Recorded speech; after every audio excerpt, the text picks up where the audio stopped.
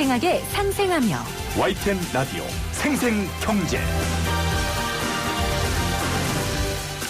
청취자 여러분 안녕하십니까. YTN 라디오 생생경제 이번 주만 김우성 PD와 함께하고 계십니다.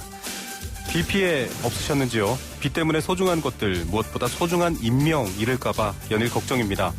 미리 잘 대비하시고 또 재난 속보와 방송 바로바로 보내드리고 있는 YTN 라디오 켜두시면 일하시면서도 중요한 속보 안내 놓치지 않으실 겁니다.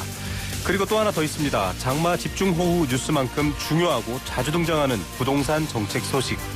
앞으로 집을 어떻게 사야 하고 또 어떻게 팔아야 하는지, 집을 구하고 사는 데 있어서 가장 중요한 조건, 이런 것들이 바로 정부 부동산 정책인데요. 어떤 생각을 해야 될지, 어떤 내용인지 알려드리는 시간 마련했습니다. 오늘은 주무부처인 국토교통부 김응진 주택토지실장 직접 스튜디오에 모셔서 친절하고 생생하게 부동산 정책 설명해드리겠습니다.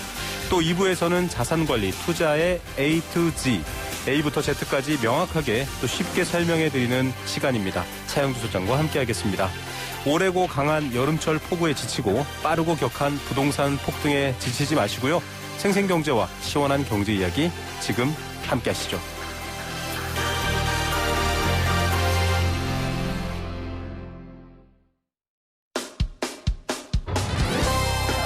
쉬운 경제, 살아있는 경제, 우리 집 경제 이야기, YTN 라디오 생생경제.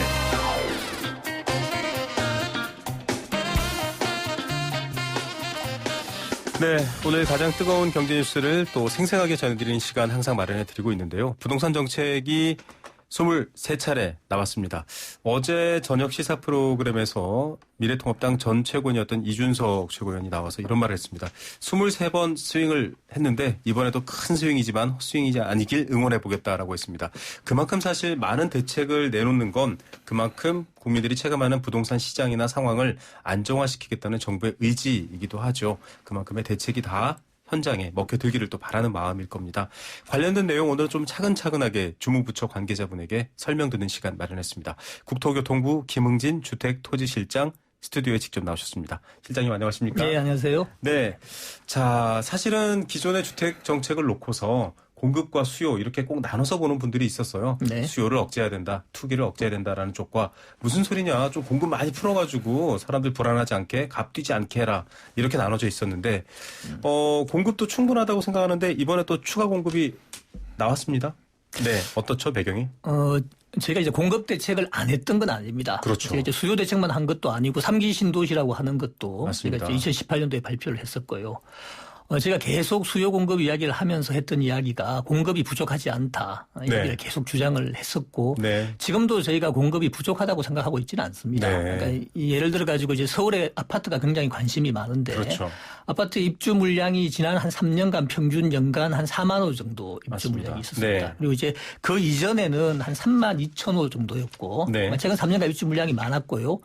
그리고 앞으로 2020 금년 포함해서 2022년까지 입주 물량이 저희가 예상할 때 한 4만 6천 호 정도 됩니다. 네. 다만 이제 좀 문제가 되는 것은 내년도 입주 물량이 네. 예년보다 조금 적은 한 3만 6천 호 정도 되고 네. 그렇지만 그 이후로는 입주 물량이 많은 것으로 저희가 판단을 하고 있습니다. 네. 잘 아시겠지만 2018년도부터 재건축 초과이익 환수제가 이제 시행이 됐거든요. 그렇죠. 이제 그거 네. 시행되기 전에 2017년도에 서울에 인허가가 되게 많았습니다. 네. 재추환을 피하기 위해 가지고 인허가를 많이 받았고 그렇죠. 그 물량들이 이제 올해쯤 보통 분양 착공을 하고 실제 입주는 한 2022년, 2023년 이럴 때 입주를 하게 됩니다. 그래서 앞으로 입주 물량이 적다라고 저희는 보지는 않는데 다만 문제는 실수요자들이 이제 그런 공급이 지속적으로 계속될 것이냐 하는 불안감을 가지고 있어서 이런 네. 불안감들이 구매 수요로 쏠리고 그러다 보니까 시장이 불안해서 앞으로도 계속 공급이 지속적으로 이루어지고 있다. 네. 이런 시그널을 보여주기 위해서 이번에 공급 대책을 추가로 저희가 준비를 하게 됐습니다. 네.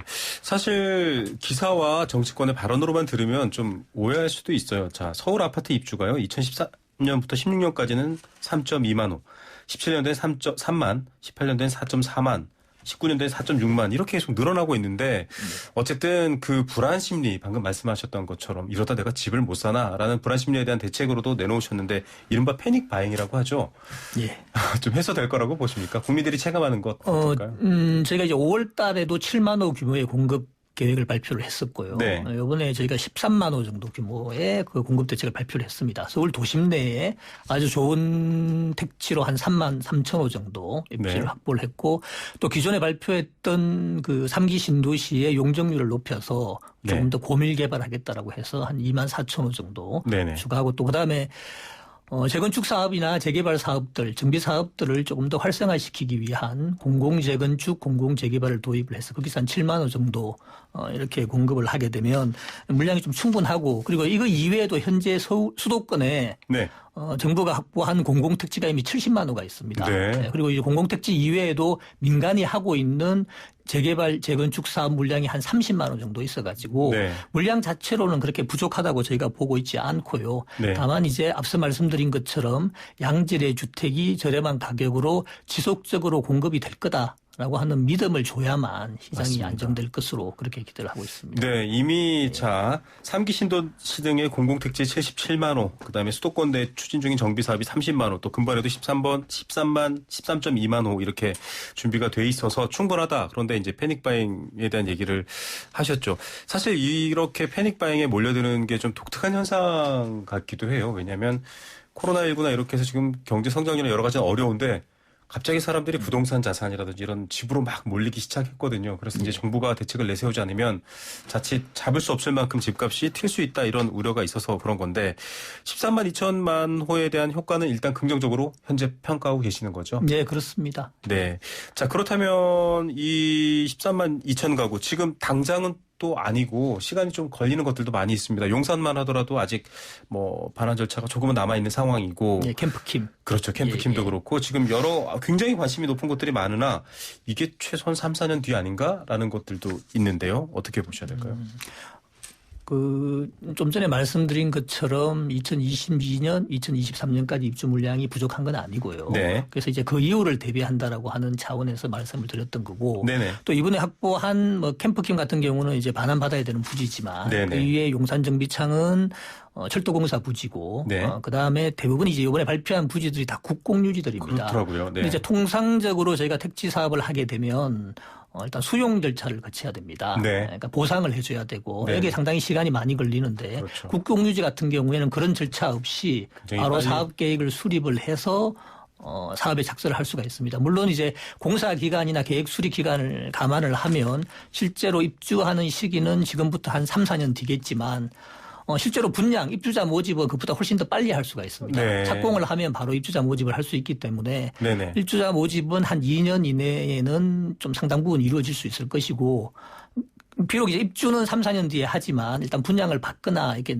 내가 살 집이 미리 정해졌다라고 하면 네네. 패닉바잉과 같은 어떤 불안감은 사라지기 때문에 시장 안정에 효과는 좀 더 빨리 나타나지 않을까 이렇게 생각을 하고 있습니다. 네.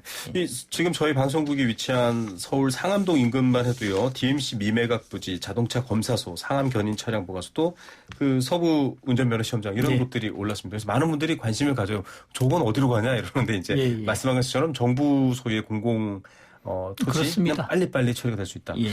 근데 이렇게 발표를 하니까 이제 김현민 국토부 장관께서 브리핑할 때도 질의응답이 나왔습니다만 이렇게 사전 청약을 막 받으면 정부가 사실은 기존에는 좀 후분양제라는 합리적 예. 방안으로 이제 주택 소비자를 우선시하는 정책으로 가려고 했는데 다시 거꾸로 가냐? 이렇게 묻는 분들도 계셨어요. 그래서 이제 후분양 로드맵을 만들어 가지고 네네. 일정 비율에 공공이 분양하는 물량의 일정 비율은 후분양으로 시범적으로 운영을 하고 있습니다. 그 네. 계획은 계획대로 진행이 되는 거고 네.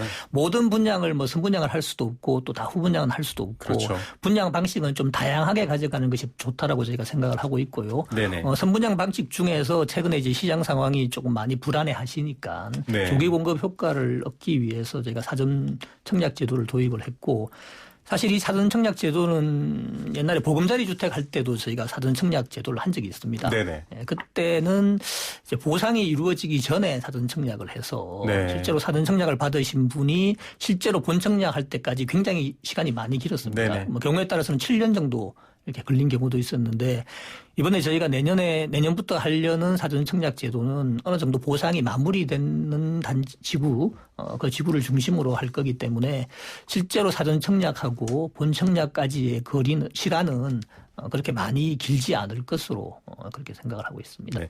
자, 뭐 획일적인 어떤 정책의 방향이 획일적으로 적용되는 것은 아니고요.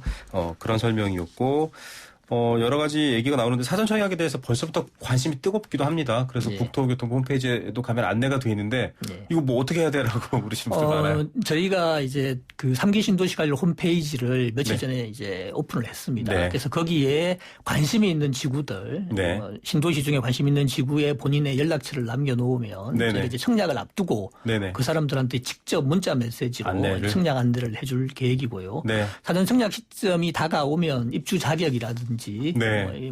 그 공급되는 주택에 대한 구체적인 정보들도 저희가 다 안내를 해줄 겁니다. 빠르면 내년 하반기부터 사전 청약이 진행이 될 것으로 생각을 하고 있습니다. 네. 자, 뭐 서울 아파트 중위 가격 이런 것들 뉴스 보시면서 비정상적으로 좀 부동산이 과열되고 막 조급하게 사려는 그런 움직임에 대해서 정부가 확실한 대책을 내놓고 또 장기적인 것이 아니라 체감할 수 있는 대책을 내놓고 있기 때문에 시장 안정이 될 것이다 이런 기대 그런 메시지를 계속 좀 내드리고 있습니다. 사실 저희 언론사 입장에서도 대책들이 나오면 공부를 하고 같이 모여서 이렇게 보도자를 보는데 쉽지는 않아요. 왜냐하면 여러 가지 낯선 얘기들도 나오고 이번에도 보면 뭐 집값이 워낙 비싸니까 좀 지분을 일부 지분 적립, 지분 적립 이렇게 굉장히 낯선 것들도 나오는데 실장님께서는 이렇게 물으면 자판기처럼 탁탁탁 설명을 다 해주시네요. 되게 복잡한 내용이어가지고 좀 국민 여러분이 되게 이해하기 어려운 내용들도 많이 있어가지고 저희가 되도록이면 좀 친절하게 참고 자료도 많이 내고 뭐 인포그래픽 같은 형태 아니면 카드 뉴스 형태로도 많이 정보를 제공을 해주려고 하고 있습니다. 네, 사실은 정보를 잘 이해하시는 게 또 이런 것들에 대해서 본인의 어떤 불안감이나 주거 문제를 또 대처하시는데 중요하기 때문에 오늘 방송도 귀담아 들으시고요. 국토교통부 홈페이지도 한 번씩 가보시면 또 좋을 것 같습니다.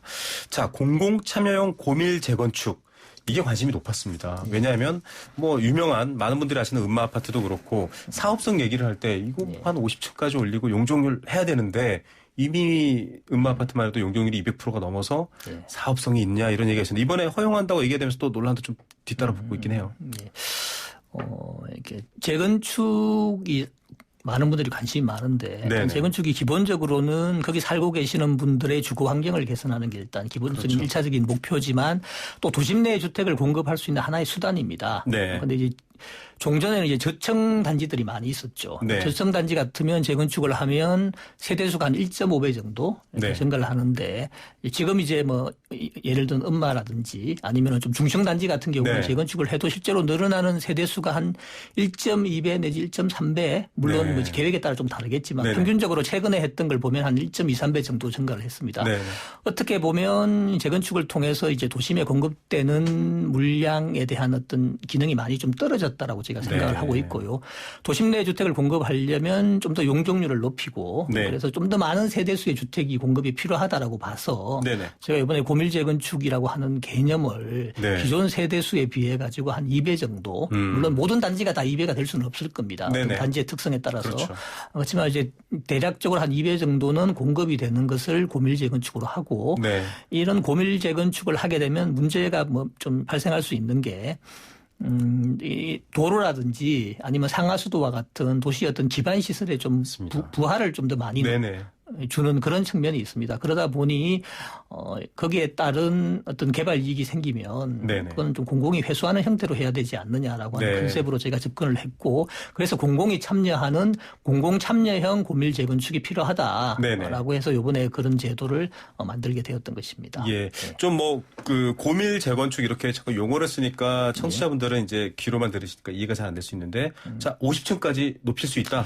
예를 들어 가지고 지금 세대수의 2배 이상을 지으려고 하면 용적률을 많이 높여야 되겠죠. 용적률을 많이 높인 상태에서 청수 제한을 하지 않으면 굉장히 빽빽하게 동간 거리가 좁아서 굉장히 주거 환경이 나빠지는 그런 문제가 있을 수가 있습니다. 그래서 용적률이 늘어나면 거기에 맞춰 가지고 청수도 조금 조정할 수 있도록 하는 그런 과정들이 필요하고 이번에 서울시하고 협의하는 과정에서 좀 용적률을 많이 높일 필요가 있는 지역 같은 경우에는 이제 주거 지역을 준주거 지역으로 종상향을 하고 준주거 지역으로 종상향이 되면 50층까지 지을 수가 있습니다. 그렇게 종상향을 통해서 청수를 높여서 지을 수 있도록 하겠다는 게 그 내용입니다.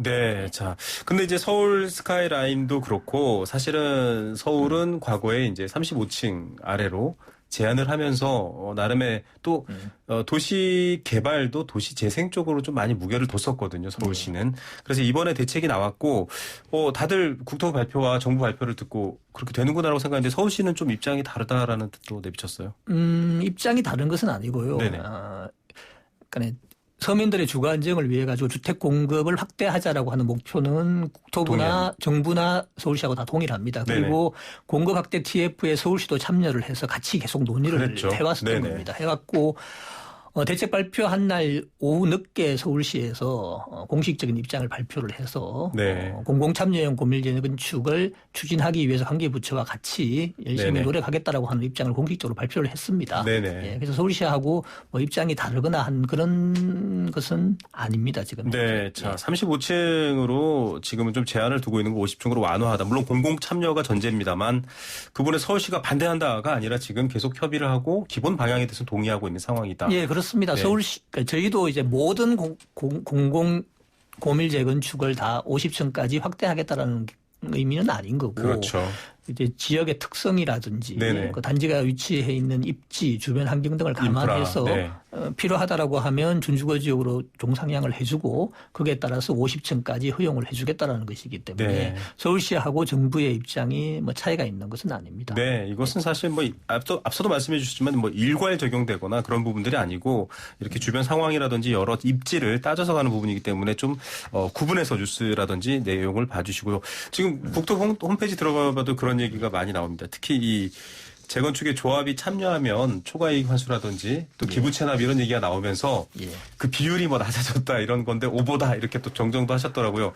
이 이유가 이익 환수라든지 또 그 기부채납을 하게 되면 사업성을 높여라는데 정작 본인들의 수익이 적어서 과연 이 조합이 적극적으로 할까 이런 얘기도 있어요. 그 용적률이 늘어나게 되면 아무래도 일반 분양할 수 있는 물량들이 많아지지 않습니까? 그렇죠. 그러면 그 일반 분양분에서 수익이 생기는데 그 수익을 조합이 다 가져가는 것이 과연 적절하냐. 앞서 말씀드린 것처럼 용적률이라고 하는 것이 기반시설 부담하고 연계가 돼 있고 그렇죠. 어떻게 보면 공공성이 있는 건데 공적인 비용 투입되는 그래서 그렇게 늘어난 용적률의 일정 부분은 공공이 기부채납 형식으로 환수를 하는 구조를 짤 수밖에 없고요. 일단 일정 비율을 기부채납을 하더라도 나머지 일반 분양 물량들이 있기 때문에 물론 이제 용적률이 늘어나서 건설비가 더 많이 늘어나는 부분은 있겠지만 그런 부분까지 감안해서 적정 수준의 수익은 보장할 수 있는 형태로 저희가 기부채납을 받는 것이지 아예 손해가 되거나 뭐 마이너스가 되는 형식으로 저희가 기부채납을 받을 수는 없지 않습니까? 그래서 사업이 진행될 수 있는 정도의 기부채납률은 저희가 적용을 할 건데 단지마다 조금 차이가 있을 것 같아요. 예를 들어서 지금도 사업성이 좋고 비싼 곳. 굳이 공공고밀 재건축을 하지 않더라도 사업이 잘 할 수 있겠다라고 판단되는 곳은 아무래도 참여를 좀 끌이겠지만 사업 초기 단계라든지 아니면 사업성이 조금 부족해서 아니면은 또 조합 내에서 갈등 관계가 있어가지고 좀 더 투명하게 관리할 필요가 있다. 공공이 들어와서 뭐 그런 조합 같은 경우라고 하면은 충분히 이 공공 재건축에 관심을 가질 수 있지 않을까 이렇게 생각을 하고 있습니다. 예, 사실 뭐 이게 자기의 자산 또 재산에 관련된 문제이기 때문에 민감하게 반응하시는 분들도 있을 거고 또 정반대로 지금 실장님이 말씀해 주신 것처럼 이 사람들이 더 많이 살고 밀도가 올라갈수록 공공 부문에 대한 투자와 여러 가지 필요 때문에 늘어야 된다라는 게 조금 이해관계가 있을 텐데 칼로 자르듯 생각할 수는 없다. 또 여기에 관련된 것들이 임대주택입니다.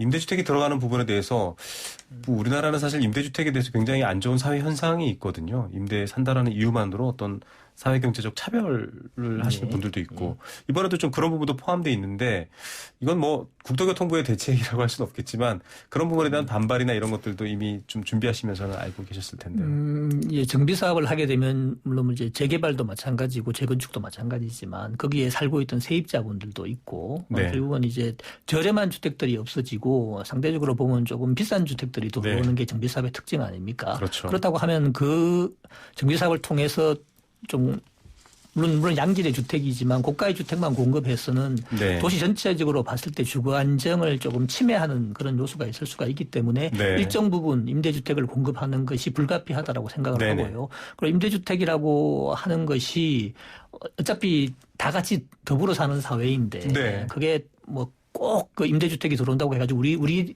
단지에는 임대주택이 들어와서는 안 된다라고 네. 하는 시각으로 접근하는 것은 좀 바람직하지 않다라고 제가 생각을 하고 네, 있습니다. 사실 이런 부분에 대해서 문제 제기를 한다고 하면 저는 정부에서도 조금 단호하게 국민은 달리 임대주택이든 자가주택이든 구분할 수 없다라고 오히려 정부가 좀 메시지를 명확하게 주셔도 좋겠다라는 생각도 해보고요. 자, 뭐 앞서도 여러 가지 얘기들을 얘기해 주셨는데 이런 정책이 나오고 좀 실질적으로 효과가 어떨지에 대한 것들도 있습니다만 이제 개별적으로 좀 관심 가는 부분에 대한 얘기 하나만 드릴게요. 예. 많은 분들이 특히 강남 쪽에 대한 관심이 높지 않습니까? 예. 조달청, 그다음에 국립외교원 이런 자리들에 대해서 아니 저기도? 라고 하면서 굉장히 관심을 보이세요. 여기에는 도대체 어떤 주택들이 들어오는 건가요? 서울 어려운도 입지가 참 좋죠. 그렇죠. 예, 네. 예.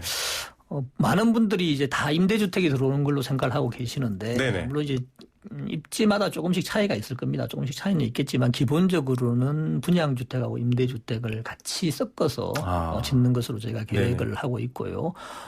전체적으로 이번에 발표한 신규 택지의 경우에는 한 절반 정도가 분양, 절반 네네. 정도는 임대라고 생각을 하시면 될 것 같고 단지별로 조금 차이가 날 거고 네.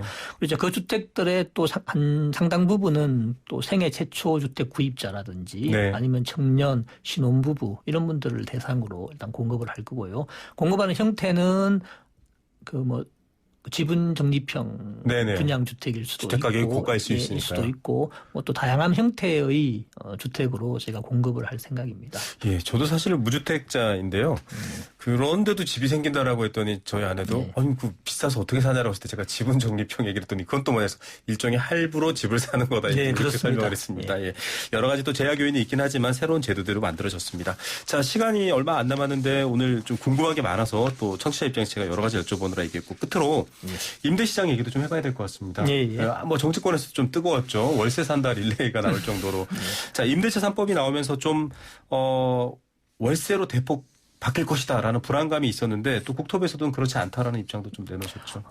예. 현재 워낙 금리가 낮다 보니까 임대인 입장에서는 전세 보증금을 받아도 이거를 이제 활용하기가 되게 낮아서 월세로 전환할 확률이 높다. 또 임대료를 이제 못 올리게 되면 월세로 받을 거다라고 이야기를 했지만 실제로 이제 전세를 월세로 바꾸기 위해서는 자기가 가지고 있던 받았던 보증금을 돌려줘야만이 그 부분을 월세로 처분을 할 수가 있는데요. 지금 현재 임대를 주고 계시는 분들의 상당 부분은 이제 집이 한 채 이상이신 분들일 겁니다. 근데 이제 근데 우리나라의 주택 보유 형태를 보면 그런 분들은 대부분 이제 흔히 말하는 갭 투자라고 해가지고 전세 보증금을 끼고 나머지 일부 금액에 대해서만 본인의 자금을 투입을 해서 주택을 구입을 하셨던 분이기 때문에 보증금을 돌려줄 수 있는 여력이 있는 분이 그렇게 많지 않을 것으로 생각을 하고 있고 사실 지금도 금리가 낮은 상태였기 때문에 월세가 임대인 입장에서는 월세로 받는 것이 훨씬 유리합니다.